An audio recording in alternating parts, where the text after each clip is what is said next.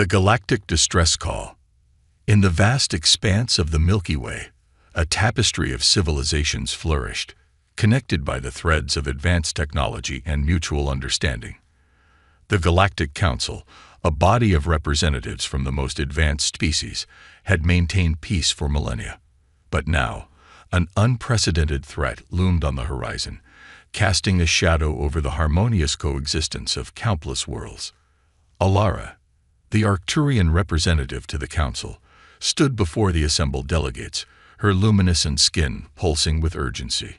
"Esteemed colleagues," she began, her melodious voice tinged with worry, "we face a crisis unlike any in our recorded history." The chamber, usually filled with the soft hum of discussion, fell silent. Species from across the galaxy, the crystalline quartz, the gaseous nebulans, the photosynthetic chlorines, all turned their attention to Alara. "The Void Eaters have breached the outer defenses of the Pleiades cluster," she continued, activating a holographic display. The image showed a swarm of dark, writhing shapes devouring entire star systems. "Our most advanced weapons are ineffective. Our fastest ships cannot outrun them. If we do not find a solution soon, they will consume everything in their path." Murmurs of fear rippled through the assembly. The Void Eaters were a legend, a horror story told to frighten young beings. But now, the nightmare had become reality. SCiFi, the machine intelligence representing the cybernetic collective, spoke up. "We have analyzed all known defense strategies and weaponry. The probability of success against the Void Eaters with our current capabilities is 0.0000001%. Despair settled over the Council like a heavy shroud. Species that had evolved over millions of years, civilizations that had achieved wonders beyond imagination, now faced extinction. It was Grok, the elder of the fungoid symbiotes, who broke the silence. "There is one possibility we have not considered," he said, his voice a whisper that somehow carried to every corner of the chamber. "In the outermost spiral arm of our galaxy, there is a world we have long observed but never contacted. Its inhabitants are different from any we have encountered." The holographic display shifted, showing a blue-green planet orbiting an unremarkable yellow star. "Earth. Humans," Grok continued, "are a young species, barely spacefaring. But they possess qualities that may be our salvation. They are adaptable, resilient, and most importantly, predatory." A collective gasp echoed through the chamber. The concept of a sentient predatory species was alien to most of the Council. Evolution had long since weeded out such aggressive traits in their societies. Alara's bioluminescence flickered with confusion. How could a primitive violent species help us against the Void Eaters? Grok's fungal cap pulsed thoughtfully. Throughout their history, humans have faced seemingly insurmountable challenges, yet they have always found a way to survive, to adapt, to overcome. They think in ways we cannot, see solutions where we see only problems. And, he paused, they have an affinity for combat that we lack. The Council erupted in debate. Some argued that involving such an unpredictable species was too risky. Others saw it as their only hope. As the discussion raged, SCiFi ran countless simulations, its processors humming with activity. Probability of success with human involvement: 3.7%, the machine announced. While still low, it is significantly higher than any other option available to us. Alara raised her arms, calling for order. "We have no choice," she declared. "We must contact Earth and request their aid. But we must do so carefully. If the humans learn of the true extent of our technological advancement, it could alter their development irrevocably." And so, the Galactic Council made an unprecedented decision. They would reach out to Earth, not as advanced beings seeking to enlighten a primitive world, but as desperate souls in need of salvation. As the Council adjourned, Alara approached Grok. "Do you truly believe these humans can save us?" she asked. Grok's reply was somber. "I believe they are our last hope. But remember, Alara, hope is a double-edged sword. The very qualities that may save us from the Void Eaters may also change the face of our galactic society forever. We must be prepared for either outcome. As the delegates departed to prepare for humanity's introduction to the galactic stage, a sense of anticipation mixed with trepidation permeated the air. The fate of countless civilizations now rested on the shoulders of a species that still fought among themselves, a species that had yet to fully unite their own world. Little did the Council know that their call for help would awaken a sleeping giant, igniting a chain of events that would reshape the galaxy in ways they could never have imagined. The age of humanity was about to begin, for better or for worse. In the depths of space, the Void Eaters continued their relentless advance, oblivious to the desperate gamble the Galactic Council was taking. As they consumed world after world, a small blue planet spun quietly in its orbit, its inhabitants unaware that they were about to be thrust onto the greatest stage imaginable. The call had been made. Now all the galaxy could do was wait, and hope that humanity would answer. Humans, the unexpected saviors. The message arrived on a quiet Tuesday afternoon at SCiFi headquarters in California. At first, the scientists thought it was a glitch, an echo of some forgotten satellite transmission. But as they analyzed the signal, their excitement grew. This was no glitch. This was first contact. Dr. Elena Rodriguez, the lead xenolinguist, worked tirelessly with her team to decipher the message. After weeks of intense work, they finally cracked the code. The contents of the message, however, were far from what anyone had expected. "They're asking for our help," Elena announced to the hastily assembled group of world leaders and scientific experts. "An advanced alien civilization is reaching out to us because they need our assistance." The room erupted in a cacophony of disbelief, excitement, and fear. How could a species capable of sending messages across the vast gulf of space need help from humans? As Elena explained the situation, the reality of their position began to sink in. The Galactic Council, an organization of advanced alien species, was facing an existential threat from an entity they called the Void Eaters, and for reasons they couldn't fully comprehend, they believed humans were their best hope for survival. "But why us?"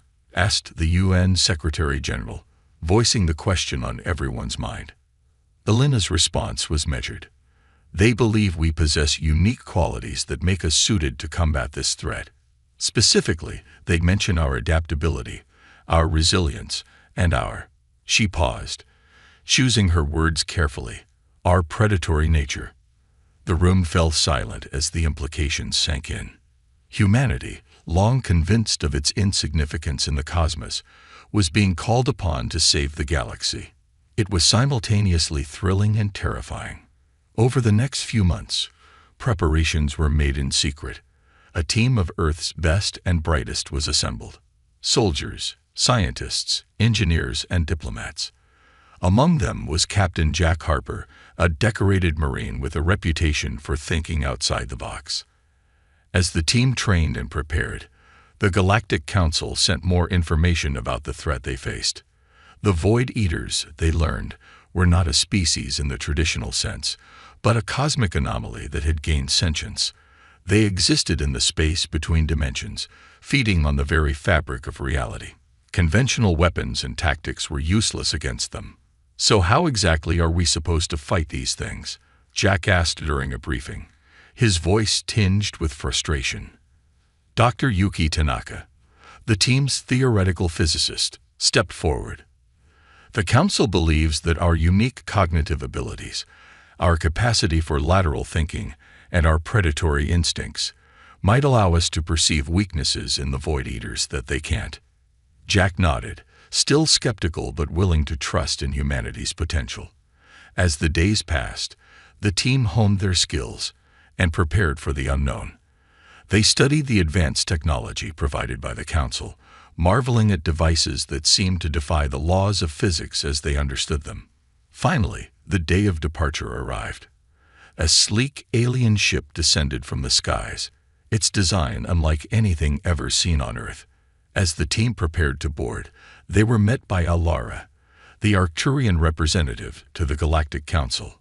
Alara's appearance: tall, slender, with iridescent skin that seemed to shimmer with its own inner light, caused a stir among the humans, but it was her words that truly made an impact. On behalf of the Galactic Council and all sentient beings in our galaxy, I thank you for your courage, she said, her voice melodious and alien. You are our last hope against the darkness that threatens to consume us all. As the human team boarded the ship, a mix of emotions swirled through them. Excitement at the adventure ahead, fear of the unknown, and a deep sense of responsibility for the fate of not just their own world, but countless others.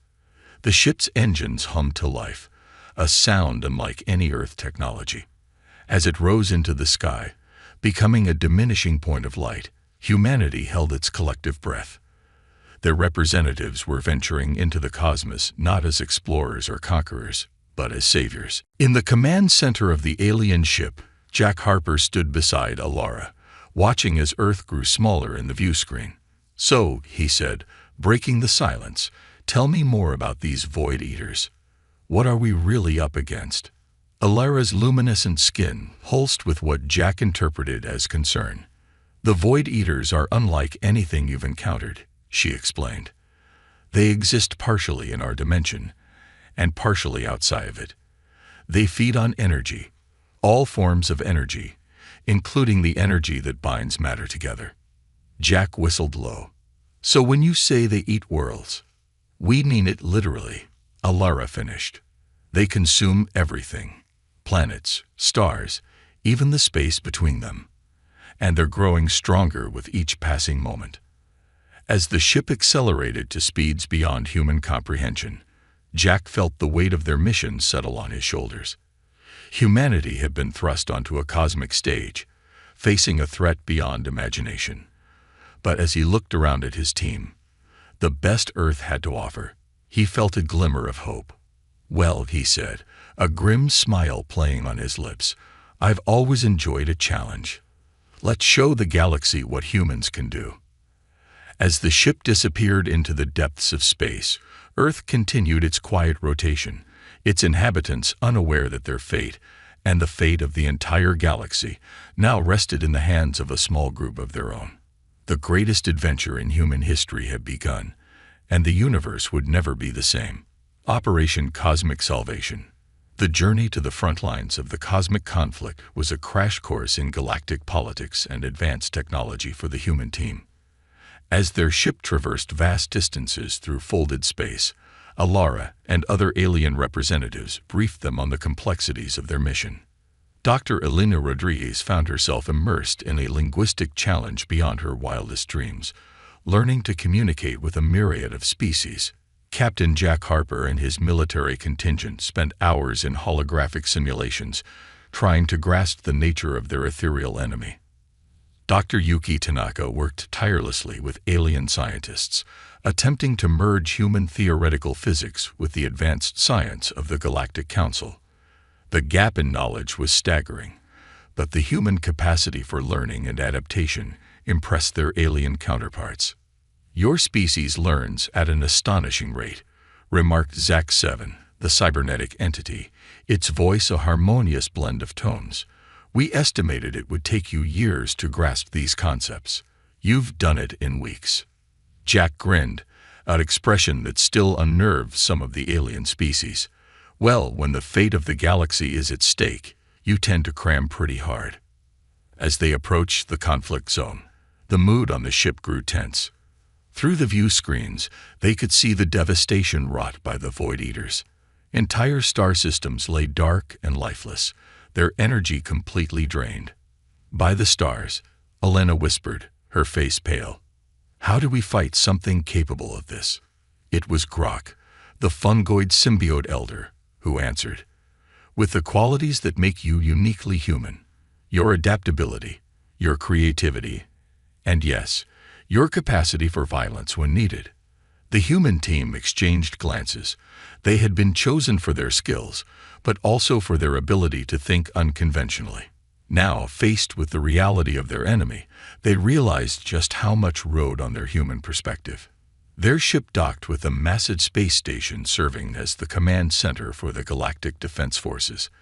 As they disembarked, the humans found themselves at the center of attention. Species from across the galaxy watched them with a mixture of hope and skepticism. In the command center, a holographic display showed the current state of the conflict. The Void Eaters appeared as a writhing mass of darkness, consuming everything in their path. "Our current defenses can only slow them down," Alara explained. "We need a way to stop them completely, or better yet, drive them back to whatever dimension they came from." Jack studied the display intently. "Have you tried attacking them with matter from our dimension? If they exist partially outside our reality, maybe fully physical weapons could harm them." The alien commanders looked at each other in surprise.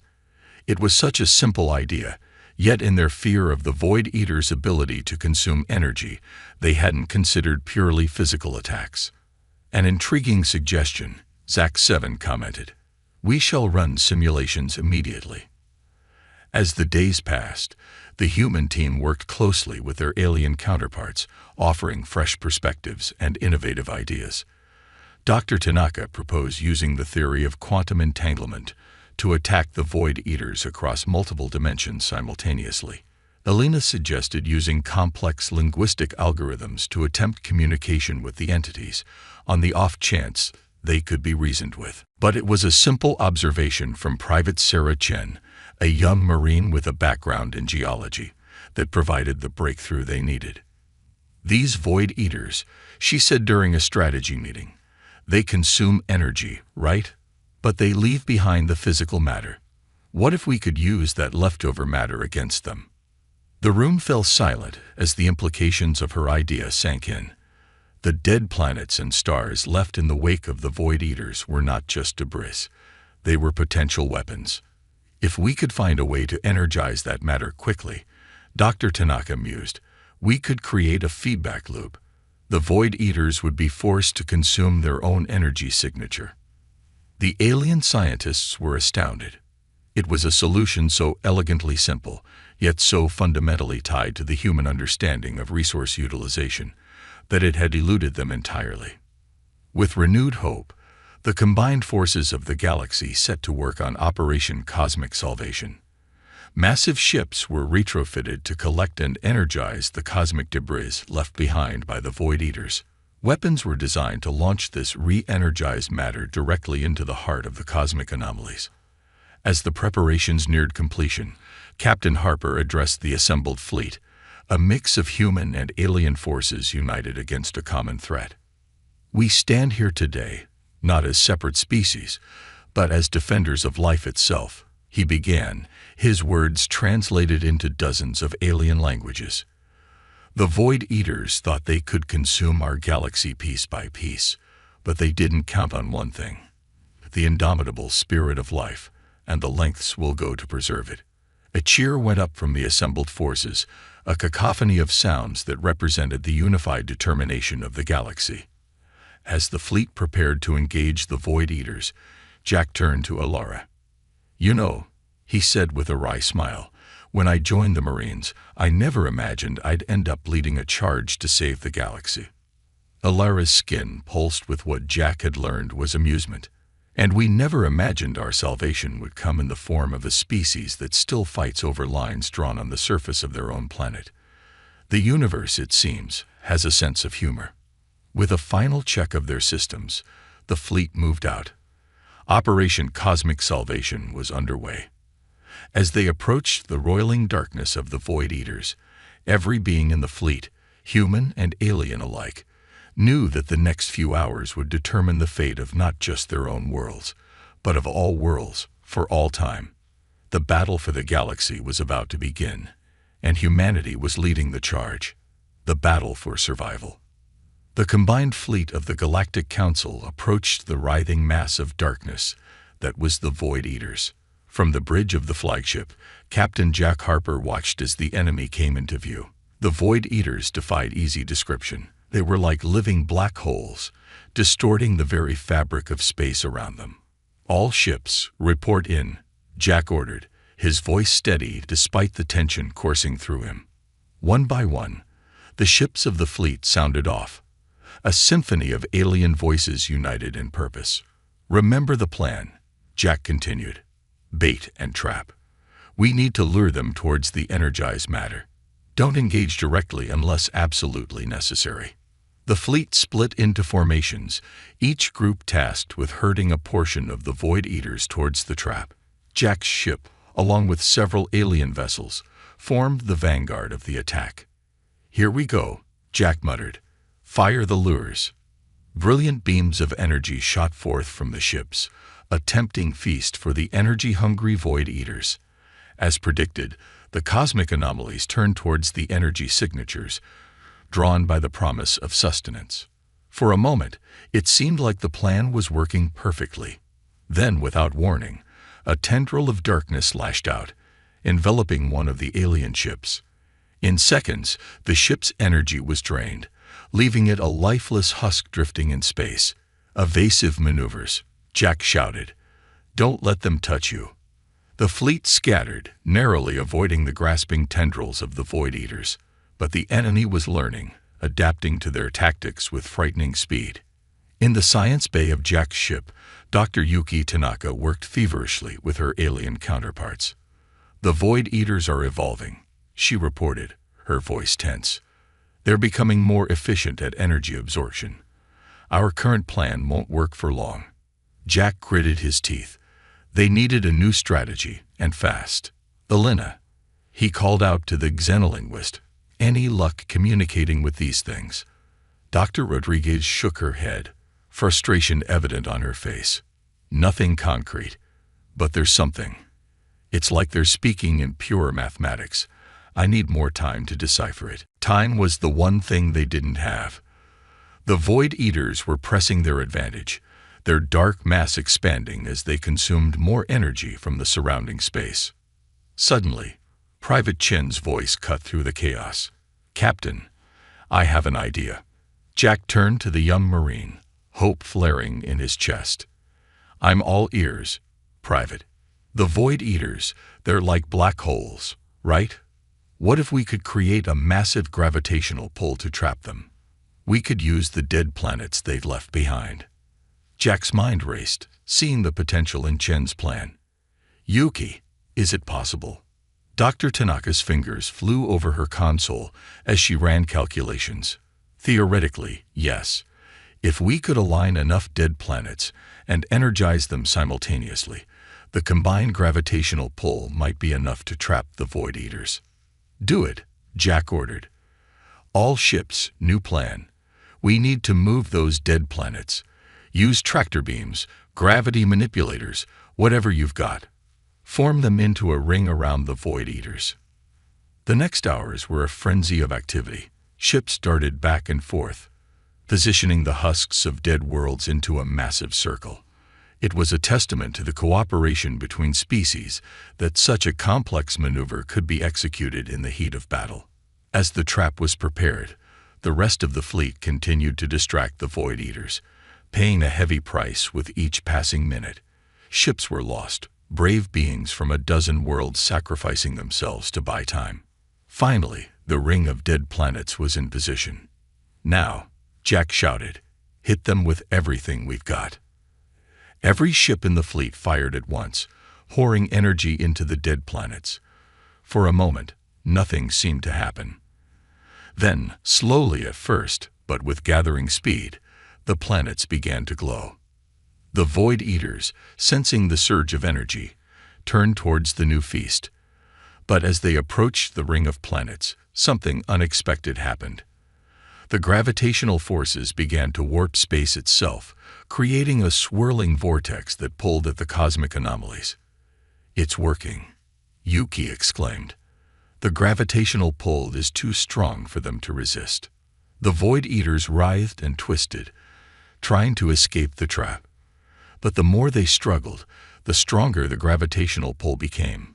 Slowly, inexorably, they were drawn into the center of the planetary ring. As the last of the Void Eaters was pulled in, Dr. Rodriguez's console lit up. "Captain, I'm receiving the signal. I think it's from the Void Eaters. What does it say? Jack asked, not taking his eyes off the swirling vortex before them. Alina's voice was filled with awe as she translated. It's an equation, the fundamental formula for their existence, and instructions for closing the dimensional rift they came through. Jack turned to Yuki. Can we do it? Can we close the rift? The physicist nodded, her eyes shining with the thrill of discovery. With this equation, yes, we can end this once and for all. As the combined intellect of a dozen species worked to implement the final solution, Jack allowed himself a moment of reflection. Humanity, the newcomers to the galactic stage, had not only survived this trial by fire, but had proven instrumental in saving the galaxy. The rift closure process began, a dazzling display of energies that lit up the battlefield. Slowly, the swirling vortex of trapped Void Eaters began to shrink, collapsing in on itself. With a final, silent flash, the rift closed. The Void Eaters were gone, vanished back to whatever dimension they had come from. The battlefield fell quiet, the sudden absence of conflict almost deafening. Then, a cheer went up from the fleet.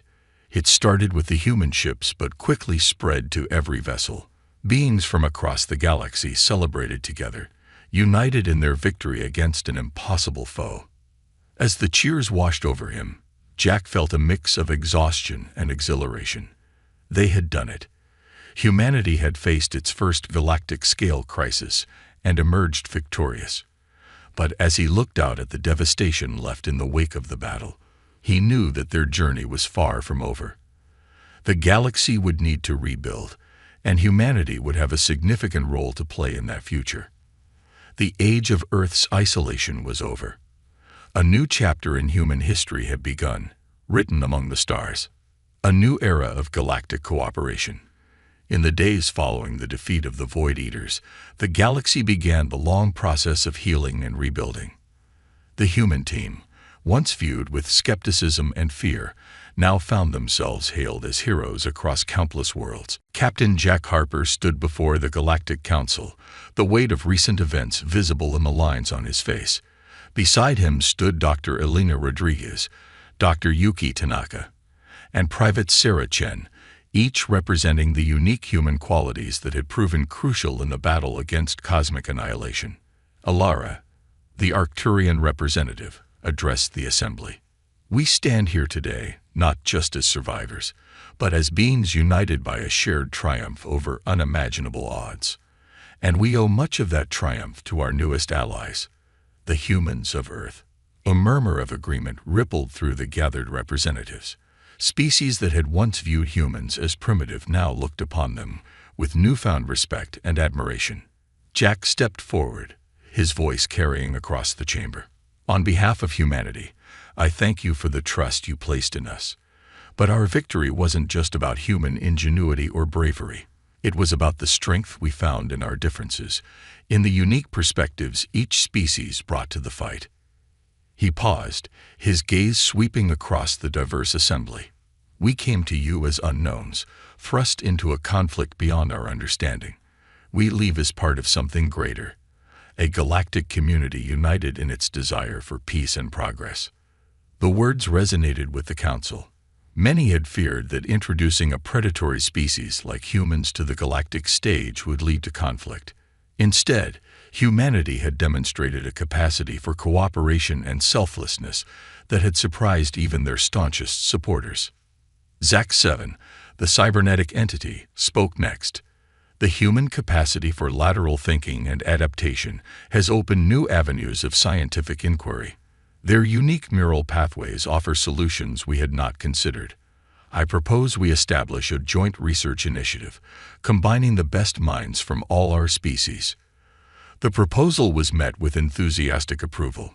Grok, the fungoid symbiote elder, added his own suggestion. We should also consider establishing a permanent human presence on the council. Their perspective could prove invaluable in future crises. As the council debated the details of humanity's integration into the galactic community, Elena found herself deep in conversation with a group of alien linguists. The mathematical language of the Void Eaters had opened up new possibilities in universal translation, and Elena was at the forefront of this exciting field. Yuki, meanwhile, was surrounded by scientists from a dozen worlds, all eager to explore the implications of the dimensional rift technology.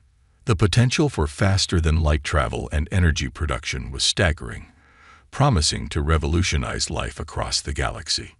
Even Sarah Chen, the young Marine whose simple observation had led to the decisive strategy against the Void Eaters, found herself being courted by various alien military organizations. Her ability to think unconventionally in the face of overwhelming odds was a trait many sought to understand and cultivate. As the discussions wound down, Jack found a quiet moment with Alara. The Arcturian's bioluminescence pulsed with a warm glow that Jack had come to recognize as friendship. "So," Jack said with a wry smile, "what's next for humanity in this brave new galactic society?" Alara's response was thoughtful. "Your species has proven itself beyond our wildest expectations, Jack, but this is just the beginning. The galaxy is vast, filled with wonders and dangers we've yet to imagine. Humanity's journey among the stars is only just beginning." Jack nodded, feeling the weight of responsibility settling on his shoulders. "It won't be easy," he mused. "There's still so much we don't understand, so much we need to learn." "True," Alara agreed. "But if recent events have shown us anything, it's that the human capacity for learning and growth is remarkable. You may be newcomers to the galactic stage, but I believe you will play a crucial role in shaping our shared future." As they spoke, the council chamber buzzed with activity. Plans were being made for cultural exchange programs, scientific collaborations, and joint defense initiatives. The galaxy was changing, adapting to the presence of its newest members with an enthusiasm that would have been unthinkable mere months ago. Back on Earth, news of the victory over the Void Eaters and humanity's new place in the galactic community was met with a mix of excitement, pride, and trepidation. The world's governments scrambled to adapt to this new reality, knowing that every decision they made now would have far-reaching consequences.